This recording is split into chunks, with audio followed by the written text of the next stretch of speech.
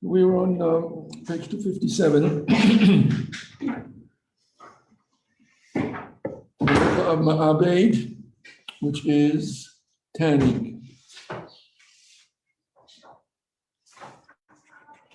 Part of the process of making the Mishkan, we tan the hides of the rams and the tachash. And tanning is making it from a hide, skin of an animal, into something that will last, something that is usable, making it into leather. And there are many different steps that are taken in order to do so. One of it is soaking the hide in salt or other chemicals. It changes the texture of the hide, and it makes it so that it will last, and also something that is pliable, something that is soft, something that is able to be used as leather. So changing the texture, softening it is a part of this malacha. And it works both ways. These are all, the Toldos are also Torah prohibitions. So stepping on it, they would put it in to harden it, or softening with the hands, stretching it, straightening it. All of this is part of the process. So they actually put it on a frame and they keep stretching it until it becomes thinner and thinner. We want to have a thin leather, so part of this process is the stretching it and the straightening it, and also changing the texture that it should be preserved. So all of this is a part of the malacha, a Torah prohibition. Next page, the rabbinic prohibitions are using salt to change the texture of something. For instance, we have the meat that after shechting, the blood has to be removed. And there are two ways how this could be done. One would be salting, so it would be soaked. And this is all the meat that we have that we cook, is all first soaked in water to soften it, remove anything that's on the surface, and then it's shaken off, and then salted. Salted for an hour on a surface such that the blood is able to drain off, and it changes it takes out a removal of the blood. Doing this on Shabbos is forbidden. Another way of doing it, removal of the blood, that was nothing to do with this topic, but rather it can also be roasted directly on the fire. And that is how the liver is prepared, because salting would not be sufficient, because it would become saturated. Since the liver is so saturated with blood, the salt would not be effective. So therefore, it's roasted over an open fire. And that is the liver that is permissible to be eaten, all is roasted. Also, one could do the same thing with meat. You could roast it directly over an open fire. That would also remove the blood until it is no longer red inside, it becomes already dry. And that would be removable. So salting it on Shabbos is forbidden. And salting foods in order to soften it, harden it, reduce its bitterness, remove the liquids. So then this is forbidden on Shabbos. It is a rabbinic prohibition, similar to tanning, where the salt tans and changes the composition of the leather. The same would also be when it comes to the foods. It is forbidden to do so. So therefore, on page 258, the different salads that are affected, vegetables that are affected by the salt, either it softens it, which would be some types of beans, when they're soaked in salt, these become softened, or reduces bitterness, as onions and garlic, or take out the liquids as with cucumbers, the different lettuce. The salt affects them all. So how do you get salt on a salad? So number one, it used to be, and I don't think, the European way of eating would be they would have a little salt dish. And they would take each item as they're eating it, dip the tip in salt, and then eat it. I don't think did anyone see anyone do something like that? Okay, but that used to be a European way of eating generally. So they used to not really make a salad, but they would have individual vegetables, and they would have a little salt dish and dip it as they're eating. So that would be permissible on Shabbos. You're not giving it a chance to make a change in the texture because you're eating it up right away. So you can only do it one at a time, not two, because if you're salting two pieces at a time, while you're eating one, the other one is there and it's being affected by the salt. So that cannot be done. No, we do eat the salads. So so if you're eating a salad without salting, there's no issue. So what happens if you do want to salt it? What can you do? What is done? Maybe salt it on your own plate. But then you're salting more than one piece. Did you ever see you were served salads on Shabbos, right? Wherever you were, right? No one told you to take to salt your own salad. No one told you that, did they? No. So was the salad salted? Yes, I would say so. Salads were salted. So what is the permissible way to do so? Dry or wet? So what we have to do is reduce the strength of the salt. Put a liquid into the salad to reduce the strength of the salt. Usually that's done with a salad dressing. A salad that has dressing will reduce the strength of the salt.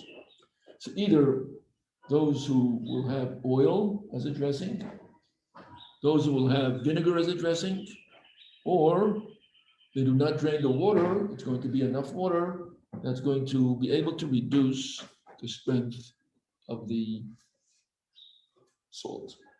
So at most times, from your experience on Shabbos, wherever you ate, what kind of salads, if they served the vegetable salads, what was done? How was it? Was oil, vinegar, water? Did you ever pay attention to this? What kind of dressings were there to the salads that you were served if it was a vegetable salad? Any Oil and vinegar. oil and vinegar. So so for Shabbos, that's the reason why. If during the week they would not serve it that way, but on Shabbos they would serve it that way, it would be with a special intention to weaken the effect of the salt. This is only with foods changed by the salting, the same as the tanning, which makes a change in the composition of the item that's being salted. However, if the salt does not change it, it's just there for taste, then there is no restrictions. And therefore, if we have some people who are salting the egg salad, potato salad, meat, chicken, fish, whatever, those items are not changed. The composition, since it's already cooked, so then the salt does not change their composition, and therefore you're not restricted with that type of thing.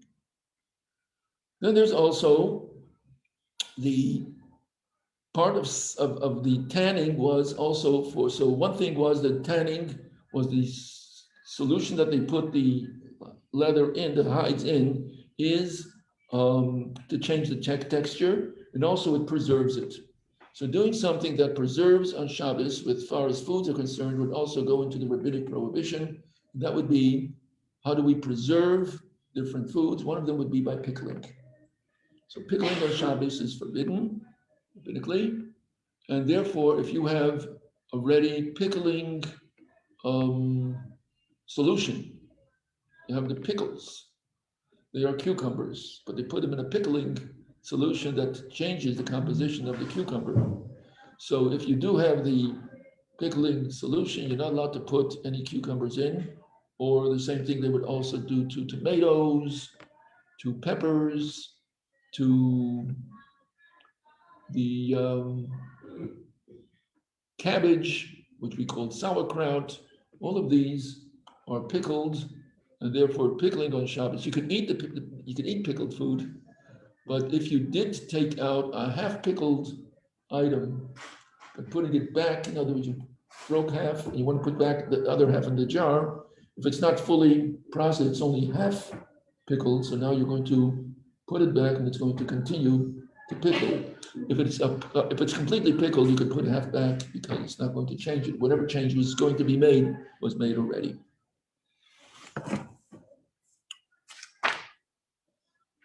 Preparing salt water. So making a strong solution of 1/3, 2/3 salt, 1/3 water. That is a preservative type of solution. Therefore, making it that strong is forbidden. Making salt water, especially if what we had, that if Pesach comes out on a Shabbos, you did not prepare the salt water before Shabbos, you can make a small amount, but not to make it as a very strong solution, which would be 2/3 salt and 1/3 water. That would be forbidden. Making it diluted, that would be permissible. Now, one of the parts of that we listed as far as tanning is concerned is also softening the leather, and that would be done by rubbing, pressing. How would that apply to us? Taking leather that is stiff and trying to soften it by putting on pressure, pushing. You're trying to break in leather shoes? Here we go. Breaking in leather shoes on Shabbos would go into this category because you're pushing and breaking the shoe in order to soften it, that you should be able to wear it. So that cannot be done. Now, another thing that cannot be done is what they would do is with the leather, they would stretch it. That's a part of this process. They put it on a frame and they keep pulling and pulling. As it goes along, as it becomes stretched, they keep stretching it more and more, putting it in this frame until they get this proper size that they want. How would that apply to us? Where do we get stretching leather? Any thought on that? Stretching leather.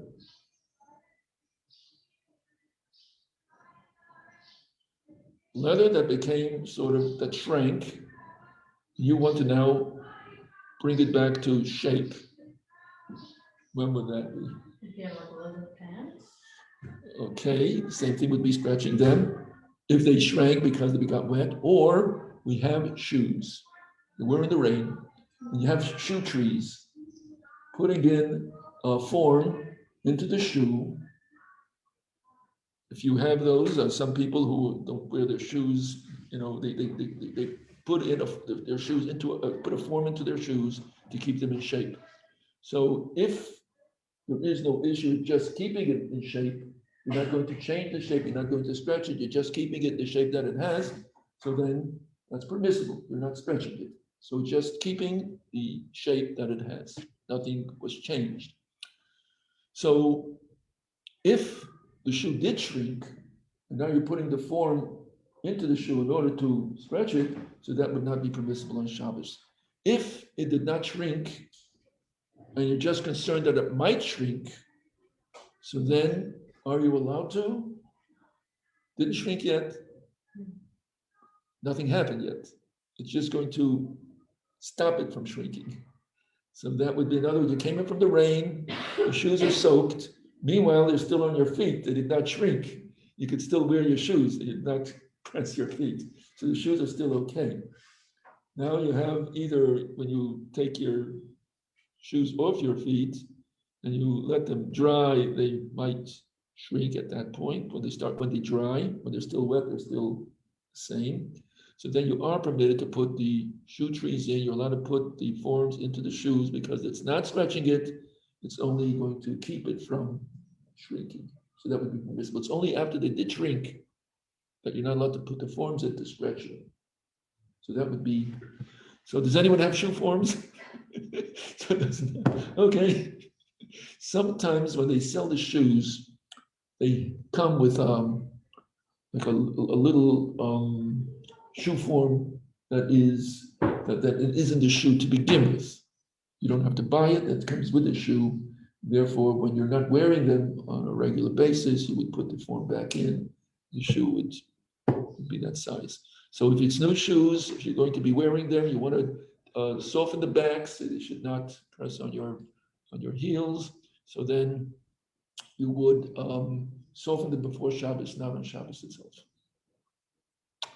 Any questions on this? Putting oil on your feet and then putting your feet into the shoes. I don't know if that's something that's, most people wear socks. I think is going to happen with that. So anyway, that's an example that people would do and something that you can't do. Now the next, so any questions on this? Okay, so we go now to the next one. Now, the next malacha is called memachik. Memachik means scraping.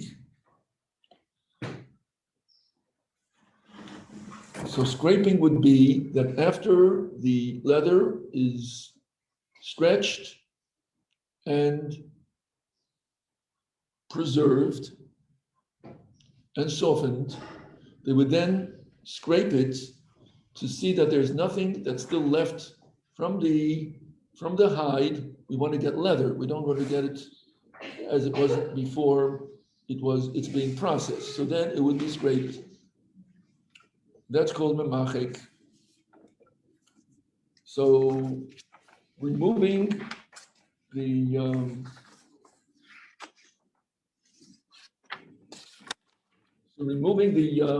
scraping the hide, that would be the malacha. And the tulda would be mimareach, which is smoothing. So it's two separate steps. One is scraping, the other one is smoothing. So both of these steps were done as a next step to the leather. The av malacha is the machek, scraping. The tolda, the derivative of this, which is also a Torah prohibition, is smoothing.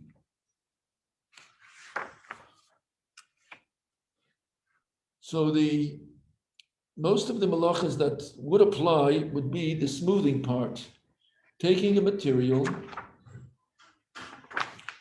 that is solid-like or solid and spreading it out to smooth it. And so the example would be taking tar and smoothing tar, wax, fats, spreading it out in order to smooth it. And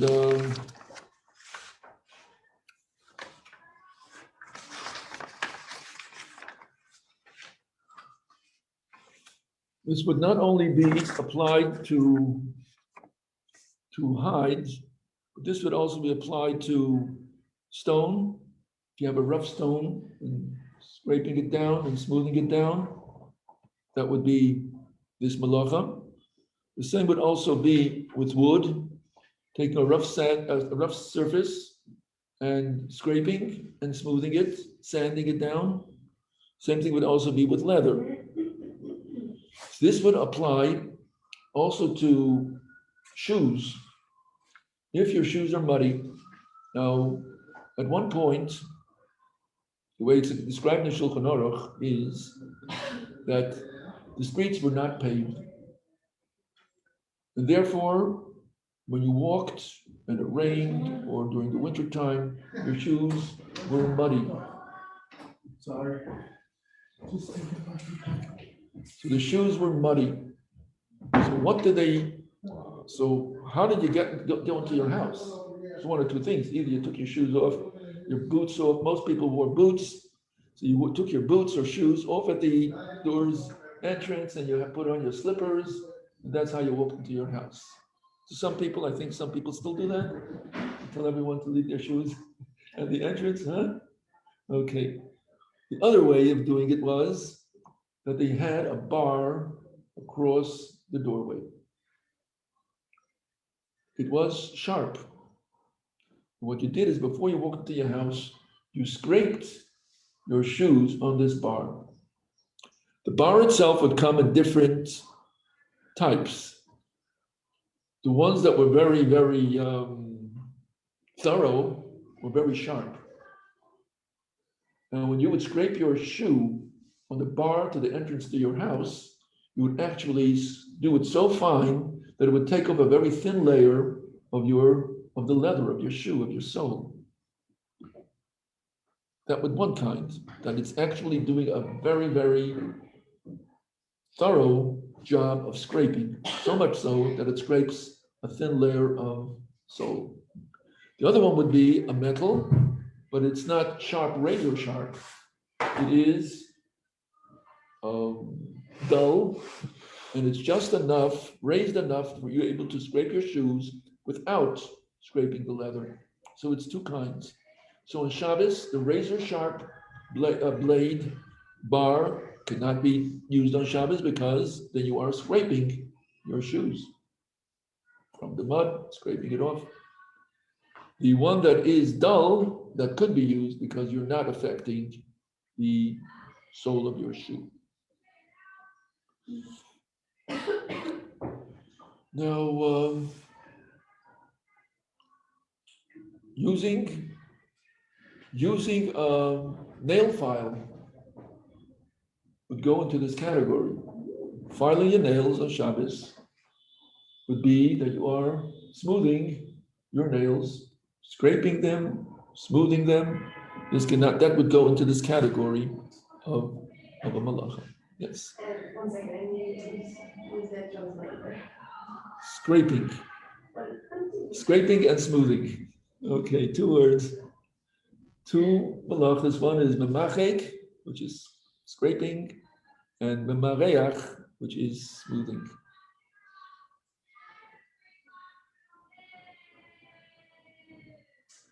What if you break a nail on Shabbos?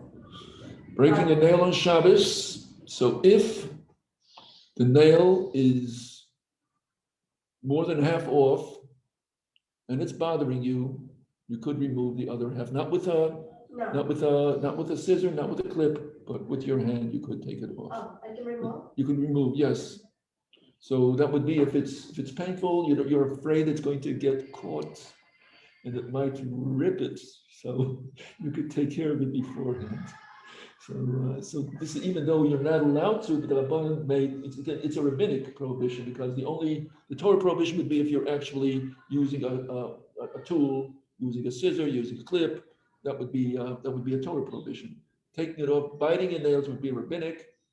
Removing it by hand would be rabbinic. So the rabbinics say you can't do that. So people who do have a habit of biting their nails, you have to know on Shabbos it's not permissible. Same thing, people who have a habit of pulling their hair on Shabbos is not permissible. So on Shabbos you stop that habit. So if you want to stop that habit, so you start off with Shabbos and see how it works for you on Shabbos. And many a time, people who do have a habit, when it comes on Shabbos, the Shabbos itself is able to sort of override their habit, and even subconsciously, they're not going to be affected by the withdrawal effect. And people who would smoke, so on Shabbos, speaking to people, they would be fine. But as soon as Shabbos was over, it kick in, so they did not suffer withdrawal on Shabbos itself, because Shabbos, no smoking. But as soon as Shabbos was over, they had to go for, to take this nicotine, addiction to handle that. But as far as Shabbos was concerned, it was fine. So you have certain things that even your subconscious realizing that it's Shabbos, it sort of is able to affect your conscious as well. The same thing would be also people who forget to turn their cell phone, the ringer, so close it before Shabbos. So what happens if your cell phone is next to your bed, it rings on Shabbos, and some telemarketer wants to sell you the Brooklyn Bridge, so do you answer the phone or not? So the person whose Shabbos is ingrained in them, fact that Shabbos, even though it's the subconscious, they will not handle that phone on Shabbos. Best thing to do, of course, would be to put away the phone, so in case it does ring, you do forget to close the ringer, so then you would not. So people who did have the phones next to their bed when it was the attached phones, so they used to sell. People made a market of everything. They used to sell a Shabbos cover. It said Shabbos on it. They used to cover up their phone on for Shabbos. So when it rings, since that was near their bed, they didn't turn on the ringer. So they used to have this Shabbos cover to remind them that it's Shabbos. The same thing is also with the lights.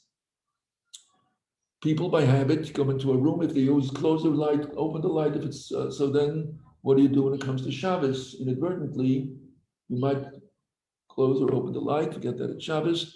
So the cheapest way would be to put a piece of tape over it that will remind you, or they actually sell these magnetic covers to them, and that covers your switch, so you don't use that to open or close the light on Shabbos. One can use hand cream. Here we're going. This is our chapter. This is it. This is it. Here we go. This is the topic. Now we're getting to it. So now let's go to so rabbinic prohibitions would be that, so taking wax and spreading it out, that would go into this category of a mareach, of smoothing, and that would be a Torah prohibition. Is there any situation where people do smooth out wax? Where would that be a situation where that would apply? If someone has braces. Braces, that's right. So smoothing the wax on the braces on Shabbos would go into this category, it is forbidden. The Rabbanan said, what happens if you don't smooth it, but you just glob it on? Just put on, the prohibition is the smoothing part to it. What happens if you're not going to smooth it, you're just putting it on? So the Rabbanan say that if it's something that's usually smooth, then we are concerned that you will forget and you will smooth it. So then you cannot just glob it on, unless special conditions, which we're going to be speaking about. Whenever it is a case of health, Rabbanan did not withdrew their prohibition. So let's say it's a baby who has a diaper rash, and putting on a thin oil would not be sufficient. You actually have to put on some type of cream that does have some body to it. So normally we would say you could not use it. But since we're looking at the baby, that's a health condition, discomfort, pain. So whatever a baby is, we consider them sick. In other words, if we can consider halachically, a baby who has a baby rash, who has a rash, is sick. And therefore the Rabbanan did make leniencies to begin with. When they enacted this law, they said when someone is sick, you do have this leniency. So therefore, they did say that you could glob on, you would use something from a tube, and you would put it wherever it's needed. Instead of smoothing it, you just put on the diaper, if that's the area, and then that would be sufficient. So what they are removing is their prohibition of just globbing it on. The smoothing part they did not take away, unless it's a special situation where globbing it on is not sufficient. But it's a wound, there's an infection, and you do have to smooth it. So then they tell you to do it with a shinoi, to do it with a way that's unusual. So normally when you smooth something, you do it with your fingers. If you do it with the back of your pinky, that would be an unusual way. So under special circumstances where it is a question of infection and just putting that, in other words, let's say there is a wound, and you do have something that would go on the wound. So if normally you could just put on a bandage or a Band-Aid, that itself would be enough to sort of apply, that would be enough of an application that you don't need the actual smoothing out. So under that case, since you could do it without smoothing, you just glob it, then you put something over it. But if it is a situation where that is not sufficient, then you would be, since it's infected or that type of a situation, you would be able to do it in an unusual way. So number one would be just to glob it on and then cover it. That would be our number one in a case where it's a case of illness. Now, going with spreading. So now, as going along with, If someone is in pain, they, are they allowed to spread or smear like dab, like pain relief gel or cream? so we're going to go, we're going to get to it, with what different consistencies. It makes a difference in the consistency where we're going. So let's start. I'm trying to go along with the order of the book. So next thing is spreading food, making a sandwich. So could you make an egg sandwich, a tuna sandwich, a peanut butter and jelly sandwich, or spreading the food over the wherever you cracker bread, whatever else challah, whatever you're spreading, matzah, whatever you're spreading. So you're allowed to. That's not would not apply to the foods in such a manner because that's your manner of eating. You're not trying to spread it. That should cover up the whole place exactly. Not leave it, a little piece out. You're just putting it so to make it convenient for eating. That's fine. Now, smoothing food in order to enhance its appearance on page 263. So there are two opinions about that. First of all, does it apply to food altogether? If the answer is no, then it doesn't make a difference what you do with it.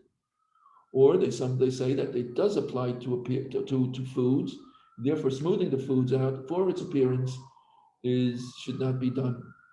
And that would be smoothing out if you have an egg salad, trying to smooth it, make it nice, or putting icing on a cake, and you're going to like smooth the icing out to make it cover up whatever designs, whatever. So they say not to do that on Shabbos.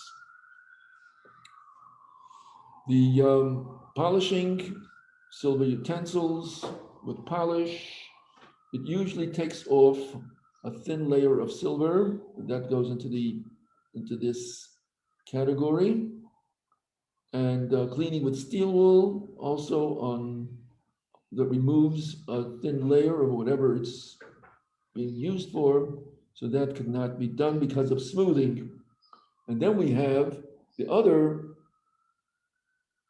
concern about using steel wool would be the same as using sponges and the different pads that are closely knitted where it absorbs the water, and when you're squeezing it, you are expelling the water.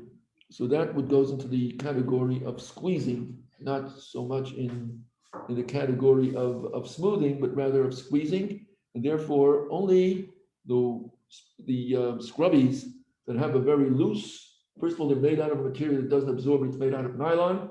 And secondly, it's also a very open knitting. When you put it into water and you take it out, the water is not retained. So those scrubbies can be used on Shabbos. That's why it says Shabbos scrubbies. And but the ones that are closely knit, we consider that like a sponge.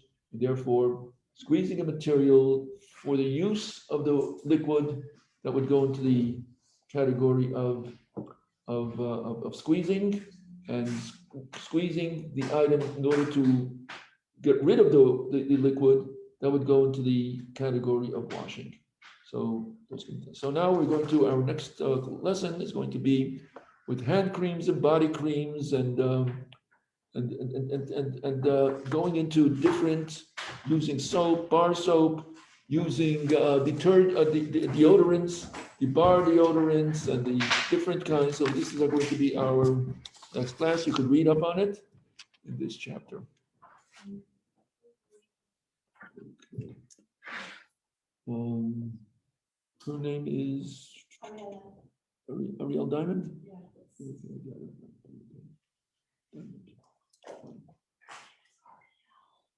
Okay. I asked her that. I'm like, Okay. what's her name? I don't know how to get love. And she said, whatever you call it. And I